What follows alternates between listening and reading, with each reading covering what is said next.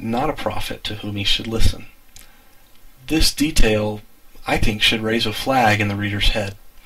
Then there is no word from Yahweh, as when Nathan confronted David. The woman's words are from Joab instead. From the narrator's position, Joab is not a character whom one should listen to for advice. They shouldn't take advice from Joab, for he is deceitful, and he oversteps the bounds of his position, commanding David. In 2 Samuel 11, he changes the orders there in 2 Samuel 11. Then later on in 2 Samuel 12:27, he gives a order specifically to the king, which the king follows out, mind you, but Joab is not in position to be doing these things. And so he's overstepping his bounds. He's not one to whom David should be listening. Yet, he is. He's putting a lot of confidence in the words of Joab. Now, is the woman's story true? One scholar, Elizabeth Bellefontaine, who wrote Customary Law and Chieftainship, thinks that this is a real story, or at least it's based on truth. A Dutch scholar who wrote David and the Tekoite Woman thinks otherwise. He understands this to be a parable, like what Nathan the prophet told earlier, and as such purely fictional. I would agree that this looks like a parallel type of situation, so the parable may indeed be fictional. The point of the literary scene here is to get the king to take action. That's what's going on. Now, does David respond to the Absalom situation in the way that the narrator thinks is appropriate? Remember, the narrator is the one who presents the viewpoint of God. So, both Bellefontaine and the Dutch scholar Hofstadter think that David's response is correct, according to the narrator. Yet, William H. Propp disagrees in his article Kinship in 2 Samuel 13. He thinks that the evidence that David makes the wrong decision plays out in the rest of the narrative as Absalom incites rebellion against David. About this matter, he concludes with these words: "By this reading, the parable of the wise woman of Tekoa is ironic. Despite Joab and her own intentions, she shows David, and careful readers, the only solution to his problems, killing Absalom. But the king misses his chance, and as a consequence, calamity will adhere to David and his family until after the king's death."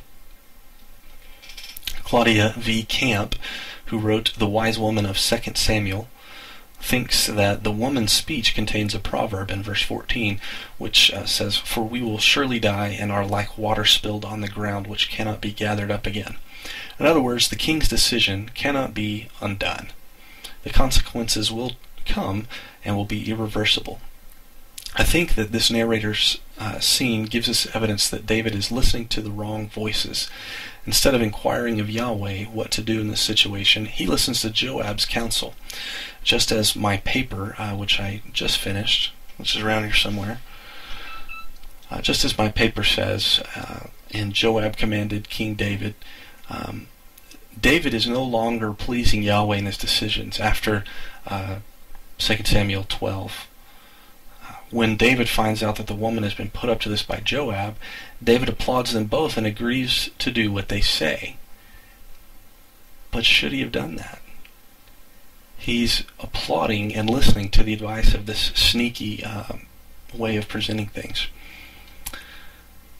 It's a very different reaction than what he gave Nathan when Nathan confronted him.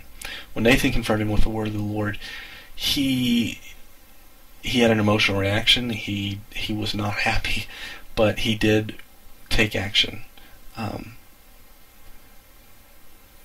a different sense. Now, the narrator or author's strategy is furthered here in this text by showing that David is in decline. He himself cannot compare to the standard that God has set for the kingship, indeed promised in the future.